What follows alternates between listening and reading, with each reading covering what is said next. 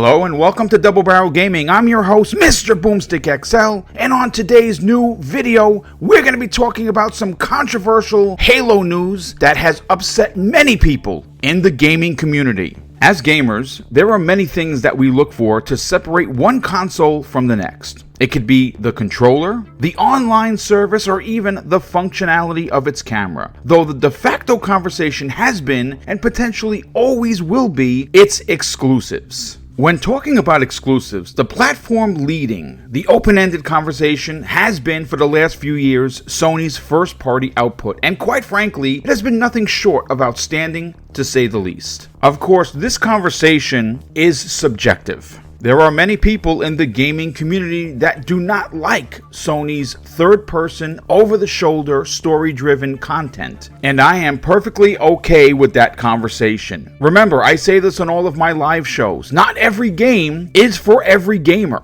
Though on today's video, we're going to be talking about a story that was brought to my attention by Logan Meyer from Twitter, and his handle is @LogMay92, regarding an article that was written by Game Rant with the title saying 343 Industries teases Halo the Master Chief Collection coming to new platforms. It's what Logan Meyer said that flipped the switch in me to do today's video. And here is that quote. "I'm pretty sure this would mean tablets, phones, maybe other storefronts like Epic Game Store, for example. Xbox will never put their main franchise on a PlayStation 5 or Nintendo Switch. Just not gonna happen. If for some reason it did, then it would embrace one console's future with no exclusives." If you are unfamiliar with Logan, he will be a guest on February 15th's episode of Primetime Gaming with Mr. Boomstick and Friends, and also an incredible writer of lordsofgaming.net, which you should definitely be subscribed to. And if you're new to the channel, just to give you a quick description of who Mr. Boomstick is. You see, I support all three consoles, and I have since I was a kid. There was never a Genesis does what Nintendo don't allegiance with any platform for me personally. Sure, do I play on Xbox more than Sony's PlayStation 5? Absolutely, but that does not stop me from enjoying Destruction All-Stars on the PlayStation 5 or the soon-to-be-released Super Mario 3D World on the Switch.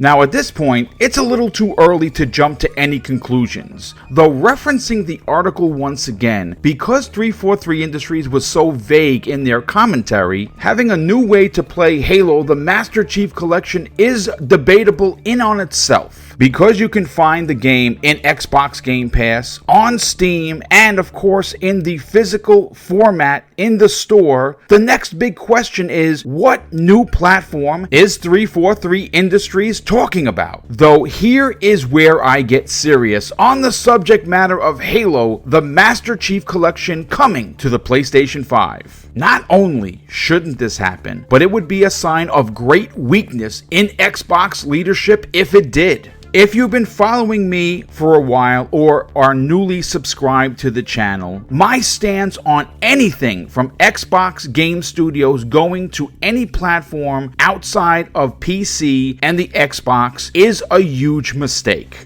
Exclusives are still a very important part of the platform conversation, and I'm pretty sure Microsoft understands that, considering that their ideology is solely focused on the success of Xbox Game Pass. The only way you get people to buy into your service or potentially your new consoles is to have games that can only be played on that platform. Though for hypothetical shits and giggles, the only way that this would make sense is if Microsoft needed the financial gain to fend off closing a studio or taking Xbox off of the market. With record gains announced at their quarterly financial report and a market value for Xbox at $600 billion, there is no legitimate reason to put any Xbox Game Studio title on your biggest competitor's platform. platform, more specifically, the Halo franchise. It's an iconic IP that deserves to remain exclusive to the Xbox platform. Of course, I'm very interested to hear your opinion on the subject matter. Please leave all opinions in the comment section below. Thanks again for tuning in to another new episode of Double Barrel Gaming. If you enjoyed today's video, please hit that like button, share this on social media, and consider subscribing to the channel. Thanks again for watching. Have an awesome day.